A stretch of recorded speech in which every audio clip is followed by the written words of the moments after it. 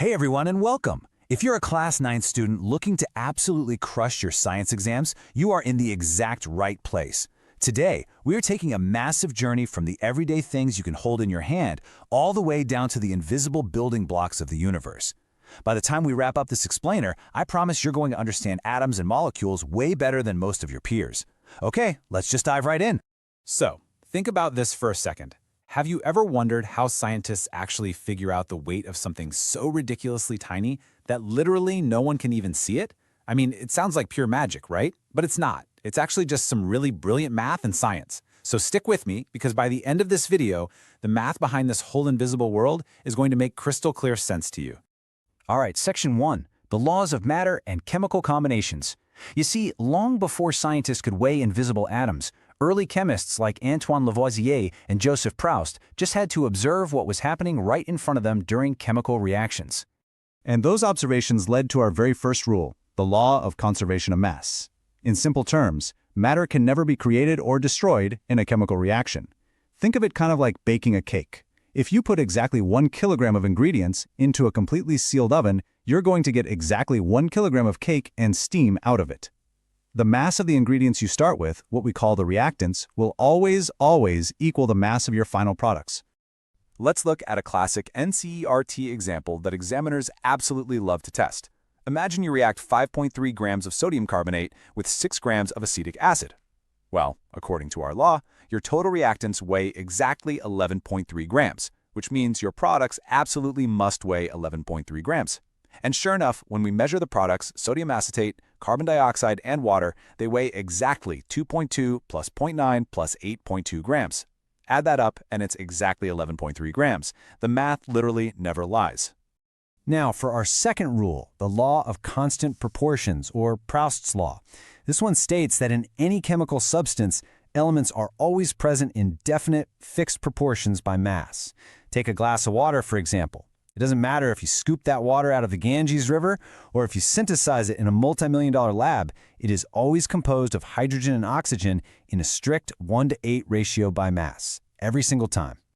Section 2, Dalton's world and the atomic theory. So we have these unbreakable rules of matter, but why do they actually work? To answer that, a brilliant British chemist named John Dalton connected the dots. Think of everything around you like a massive box of Lego bricks. Dalton proposed that all matter is made of these tiny, indivisible bricks called atoms. Now, you can't just magically create or destroy a Lego brick out of thin air, right? That perfectly explains the law of conservation of mass. Plus, all the red 2x2 bricks are exactly identical to each other, but they're totally different from the blue 4x4 bricks. And when you build a Lego house, you always snap together whole bricks. You never chop a brick in half. And boom, that explains the law of constant proportions. Now, Dalton was undeniably a genius. He was actually the first scientist to use specific symbols for elements.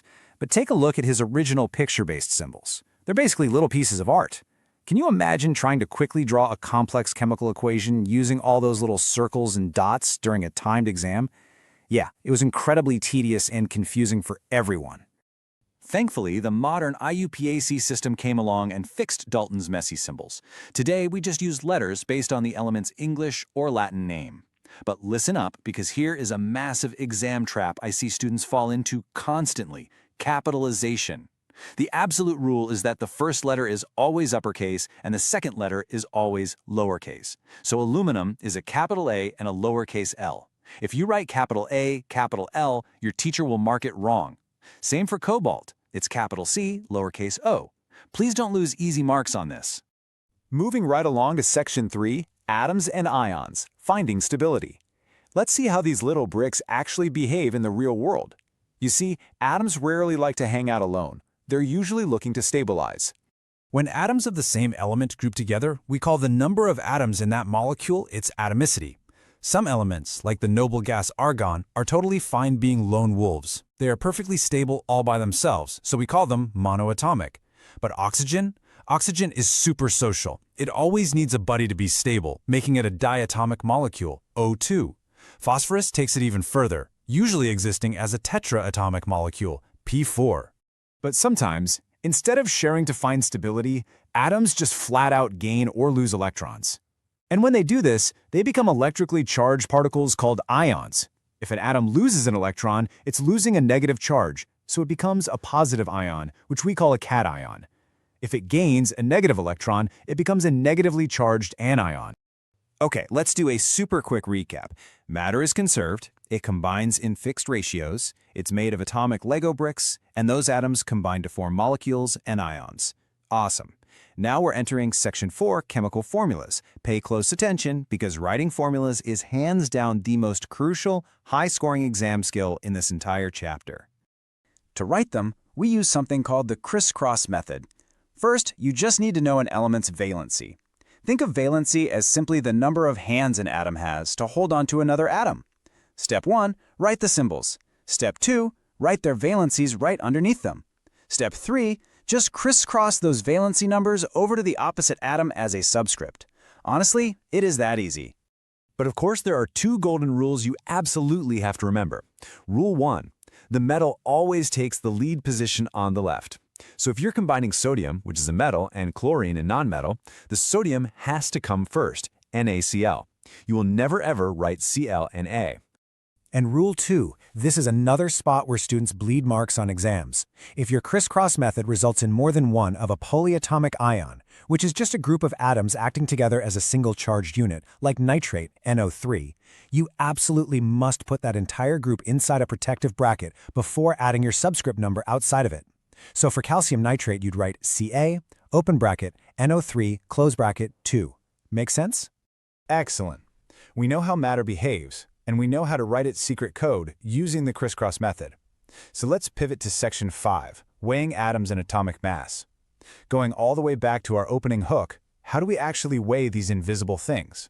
Well, because atoms are so incomprehensibly tiny, we obviously can't use a normal scale with grams to weigh a single one. Instead, scientists created a relative scale. Think of a carbon-12 atom as a perfectly round, delicious watermelon. If you slice that watermelon into exactly 12 perfectly equal pieces, the weight of just one of those pieces is called 1 atomic mass unit, or 1U. We literally weigh every other atom in the universe by comparing it to that single tiny slice of the carbon-12 watermelon.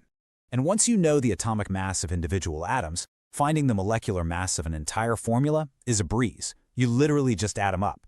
Let's take water, H2O, as an example. Step 1. We know hydrogen is 1U, and oxygen is 16U. Step 2. We have 2 hydrogens in water, so that's 2 times 1U. We have 1 oxygen, so that's 1 times 16U. Step 3. Add them together. 2 plus 16 equals 18U. Boom, that's your molecular mass. But here's the catch. In a real working laboratory, scientists aren't working with single lonely molecules. They are working with massive beakers full of chemicals. So to bridge the gap between those invisible atomic mass units, the U, and actual measurable grams in the lab, we use a magically massive number, Avogadro's number, 6.022 times 10 to the power of 23. That is a staggeringly huge number. But don't let it intimidate you. The crucial point is just understanding what this number actually represents. Wilhelm Ostwald perfectly defined a mole as simply a heap or a pile. Look at it this way. Just like the word dozen always means exactly 12 of something, a mole means exactly 6.022 times 10 to the 23rd power of something. It's just a specific quantity. And here is the magic trick.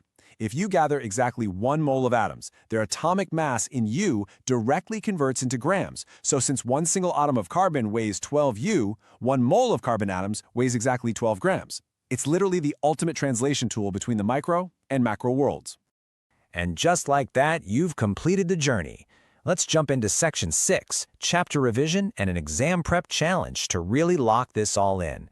We've gone from the big macro laws of Lavoisier down to the micro Lego bricks of Dalton and right into the math of the mole concept.